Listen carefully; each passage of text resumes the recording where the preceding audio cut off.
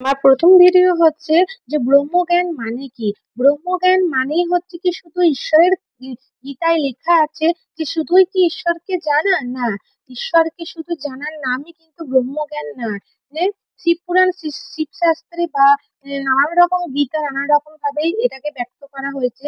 তো আমি যেটা বলবো, শাস্ত্রে বলা আছে যে ব্রহ্মজ্ঞান মানে নিজের সত্য পরিচয় জানা। ভাগবত গীতায় আছে যে তুমি দেহ নয় আত্মা, যেটা নিজের শরীরে অবস্থান মাত্র। ব্রহ্মজ্ঞান মানে উপলব্ধি করা সব প্রাণী সবাই একই চেতনা, একই ঈশ্বর বিরাজমান।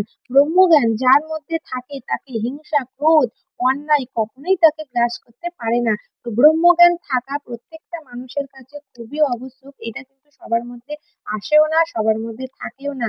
এর জন্য অনেক তপস্যা করতে হয়। বিশেষ করে ব্রহ্মজ্ঞান অর্জন করবার জন্য ভোর ৩টে থেকে ৫টার মধ্যে উঠতে হয়। ভোর ৩টে থেকে ৫টার মধ্যে যেসব ব্যক্তিরা ওঠে তাদের মধ্যে কিন্তু আলাদাভাবে ব্রহ্মজ্ঞান সবসময় কিন্তু বিরাজ করে, এবং সে তার নিজের বুদ্ধির দ্বারা, নিজের জ্ঞানের দ্বারা সবকিছু কিন্তু বিচার বিবেচনার সঠিক রাস্তা কিন্তু খুঁজে নিতে পারে। এটাই হচ্ছে আজকে ব্রহ্মজ্ঞানের আসল রহস্য।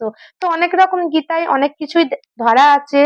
শিবপুরাণ শাস্ত্রতেও আছে, আমি পড়ে দেখেছি, ভাগবত পাঠেও আছে।